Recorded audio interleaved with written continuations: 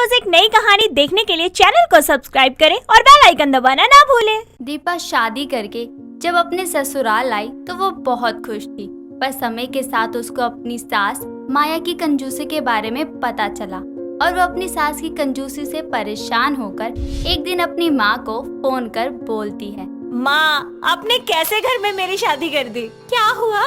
क्या हुआ? अरे ये पूछो क्या नहीं हुआ। मेरी सास एक पैसा खर्चने से पहले भी ना 10 बार सोचती है। उनका बस चले ना तो 3 टाइम का खाना एक ही टाइम में खिला दे बस हमें। कोई बात नहीं बेटा, सब ठीक हो जाएगा।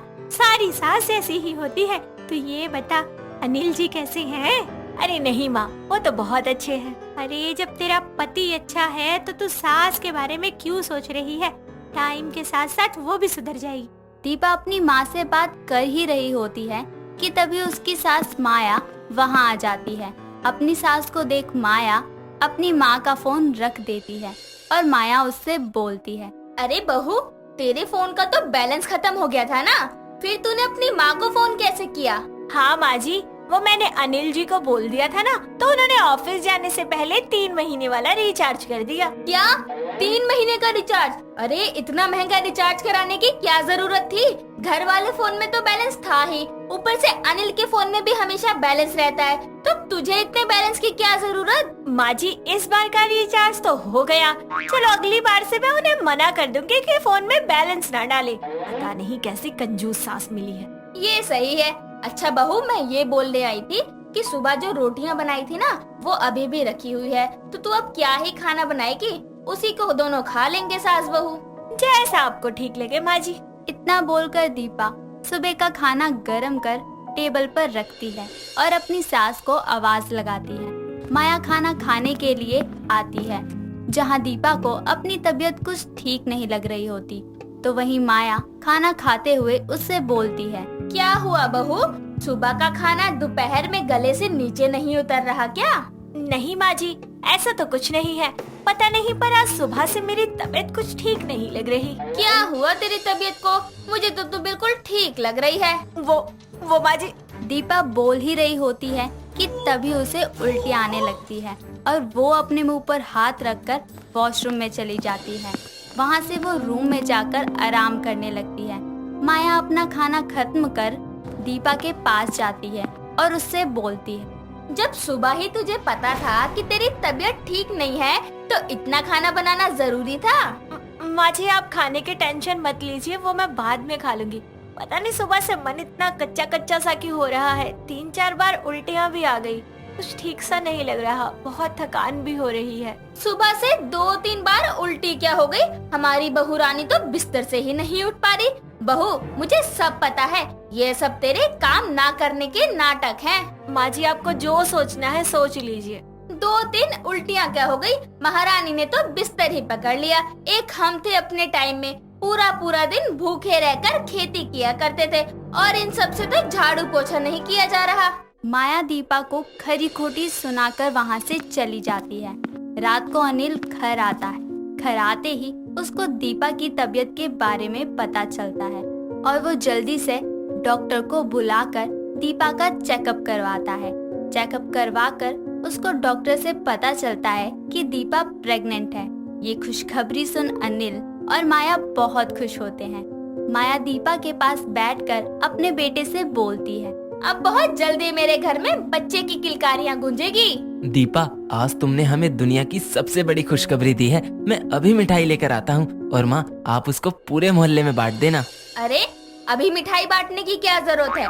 बच्चा होगा तब उसकी छठी में सब आएंगे ही, उसी समय सबका मुंह मीठा हो जाएगा। अभी तो तू पैसे जोड़, घर में नया मेहमान आएगा तो खर्चा भी तो बढ़ेगा ना। ठीक है माँ, पर मुझे खाना तो मिल सकता है ना, या वो भी आप बचाओगी? अच्छा डॉक्टर, ये आपकी फीस। इतना बोलकर अनिल डॉक्टर को उसकी फीस देकर जाने की इजाजत देता है और माया अपने बेटे को खाना देती है। ऐसे ही 5 महीने बीत जाते हैं और एक दिन दीपा माया को अपनी दवाई की स्लिप देकर उससे बोलती है, माँ जी, मेरी सारी दवाइयाँ खत्म हो चुकी हैं। अब बस कैल्शियम की ही गोलियाँ रह गई हैं। 2 दिन में वो भी खत्म हो जाएंगी। आप और पैसे दे दो ताकि मैं दवाई ले आऊँ। अरे बहू, इतनी दवाइयाँ खाने से कुछ नहीं होगा। मैं तेरे लिए गोंद के लड्डू बना देती हूँ। ये माँ और बच्चे दोनों के लिए फायदेमंद होते हैं। और उसके लिए कुछ गोंद के लड्डू बना देती है। देखते ही देखते महीने बीतते जाते हैं और माया की कंजूसी बढ़ती ही रहती है। अब दीपा का 8वां महीना आ जाता है और एक दिन उसके पेट में हल्का हल्का दर्द होने लगता है। दीपा दर्द में माया के पास जाती है और उससे बोलती है, माँ जी, आज सुबह से मुझे रह रह कर पेट में दर्द सा हो रहा है। कुछ अच्छा भी नहीं लग रहा। मैं सोच रही थी कि एक बार डॉक्टर से चेकअप करवा ले। 6 महीने हो गए हैं अब तो। आपके कहने पर मैंने एक बार भी चेकअप नहीं करवाया है। ऐसे टाइम पर ऐसा होना लाजमी है। तू घबरा मत, सब ठीक हो जाएगा। मैं अभी मार्केट जा रही हूँ, आकर बात करते हैं। ये बोलकर माया मार्केट चली जाती है और दीपा के पेट का दर्द बढ़ जाता है। वो दर्द में तड़पते तड़पते चक्कर खाकर जमीन पर गिर जाती है। कुछ देर बाद माया घर आती है, जहाँ वो अपनी बहू को फर्श पर बेहोश देखती है।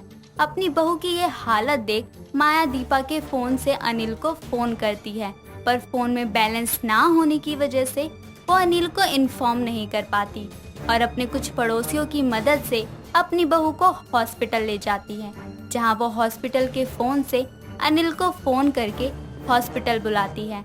डॉक्टर दीपा की गंभीर हालत को देखकर माया और अनिल को डांटते हुए बोलती है, कैसे लापरवाह इंसान है आप लोग। 6 महीने से एक बार भी दीपा को हॉस्पिटल चेकअप के लिए नहीं लेकर आए और ना टाइम टू टाइम दवाई दी। अरे दवाई नहीं दी, कम से कम खाने को तो ढंग से दे देते। मेरी बीवी और बच्चा ठीक तो हो जाएंगे ना डॉक्टर? उनकी हालत बहुत गंभीर है। माँ और बच्चे का बच पाना बहुत मुश्किल है। ये बोलकर डॉक्टर ऑपरेशन थिएटर में जाती हैं और दीपा की डिलीवरी करती है। डॉक्टर्स अपनी ओर से पूरी कोशिश करते हैं, पर दीपा के बच्चे को बचा नहीं पाते। कुछ देर बाद डॉक्टर बाहर आकर अनिल और माया को ये खबर देकर उनको कुछ देर बाद आईसीयू में दीपा से मिलने देते हैं, जहां अपने मरे बच्चे की खबर सुनकर दीपा बहुत दुखी होती है और माया रोते हुए दीपा से बोलती है, मुझे माफ कर दो। आज मेरी कंजूसी की वजह से हमारी घर की खुशियाँ चली गई। अब आपके माफी मांगने से हमारा बच्चा तो वापस नहीं आ जाएगा ना। अब हम दोनों उस घर में आपके साथ नहीं रहेंगे। ऐसा मत कहिए, मैंने अपना बच्चा खोया है। मैं बहुत अच्छे से जानती हूँ कि बच्चे से माँ की जुदाई का गम क्या होता है, इसीलिए मैं माँ जी को उस दर्द में नहीं देख सकती। आज आपकी गलतियों की सजा आपके साथ हम भी सह रहे हैं माँ। सही बोला है किसी ने, माँ बाप के कर्मों की सजा बच्चों को ही भुगतनी पड़ती है। माया की कंजूसी की वजह से उसकी बहू गर्भवती तो हुई, पर माँ बनने का सुख नहीं भोग पाई। बाबा निराला एक ऐसा बाबा जिसने आस्था का मतलब ही बदल कर रख दिया। भक्तों के जज्बातों और उम्मीदों के साथ ऐसा खेल खेला कि आस्था को वासना में बदलते जरा देर ना लगी। उनका एक प्रिय सेवक था भोपा, जो कि उनका हर काम में साथ दिया करता था। बाबा जी की सदा ही जय हो। हमारा ये ढोंग का कारोबार बहुत बढ़ गया है। अरे लड्डुओं की डिमांड तो लगातार बढ़ती जा रही है। अरे भोपा स्वामी, अभी तो कुछ भी नहीं है, बहुत आगे जाना है। ठीक है बाबा जी, आप तो परम ज्ञानी है। जैसा चाहेंगे वैसा ही होगा। जप नाम जप नाम जप नाम। बाबा की यानी मेरी सदा ही जय हो, सदा ही जय हो। जप नाम जप नाम जप नाम। ऐसे ही एक दिन बाबा के आश्रम में पम्मी नाम की एक लड़की आती है। वो भी बाकी सब की तरह बाबा की परम भक्त होती है।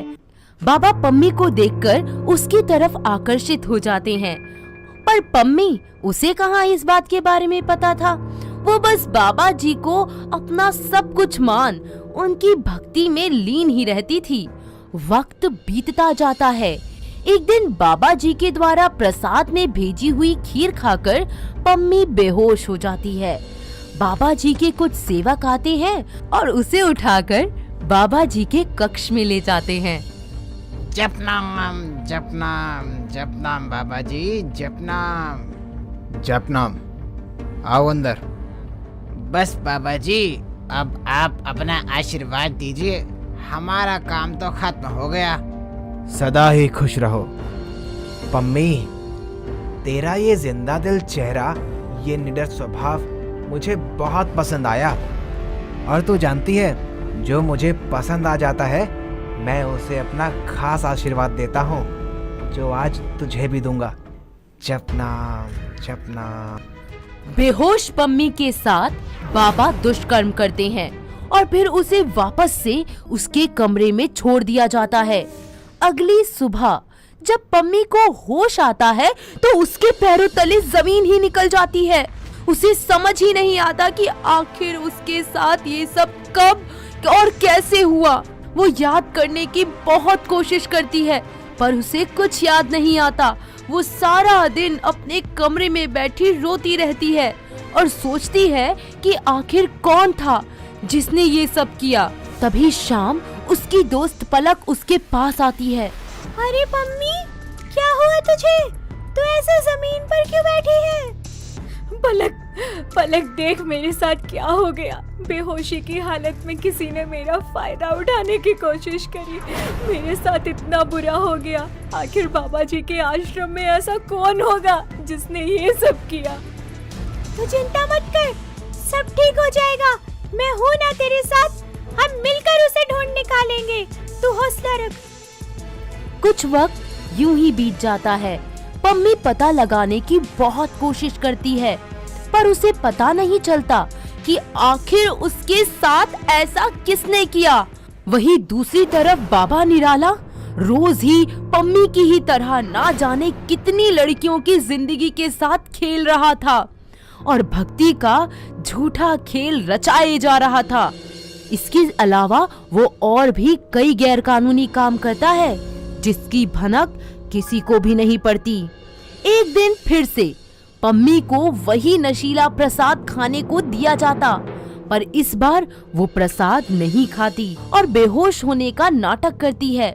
सेवक फिर से उसे बाबा जी के कमरे में ले जाते हैं और फिर कितनी खूबसूरत है तू पम्मी। तेरा ये बेपाक बोलना इस बाबा को मोहित कर देता है। बाबा जी, आप थे वो जिसने ये सब कुछ किया? अच्छा, आज तू बेहोश नहीं हुई? मतलब तूने आज खीर नहीं खाई?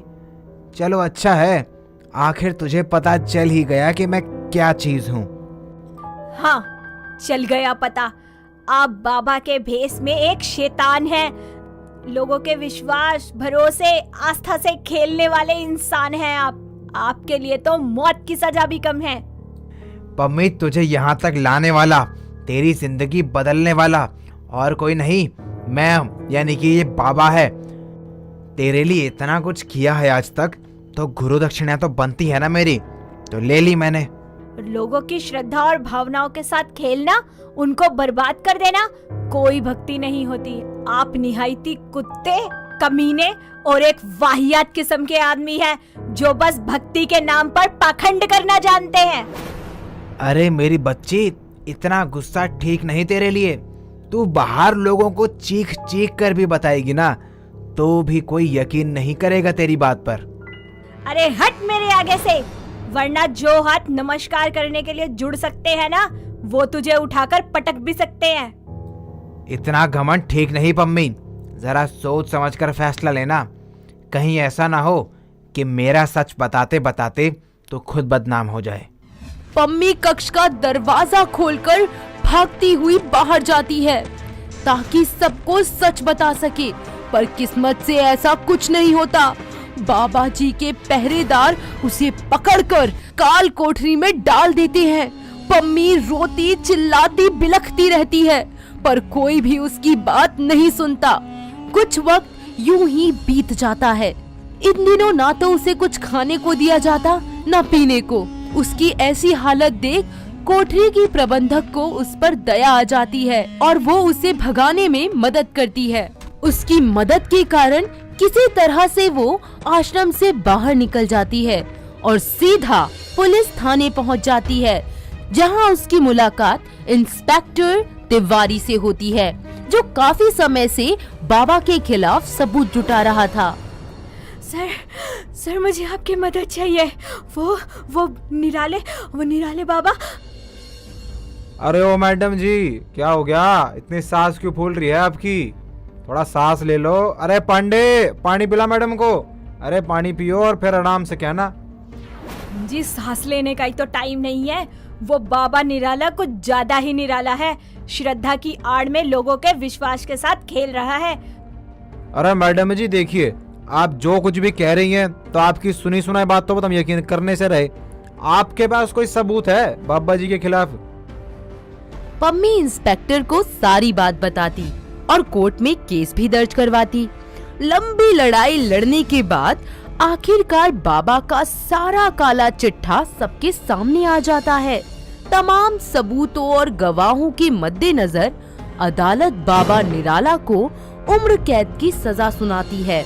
साथ ही उसके काले कारनामों के गढ़ को सील कर देती है। इस तरह लोगों को समझ आ जाता है कि अंधविश्वास से कितनी जिंदगियां तबाह हो जाती हैं।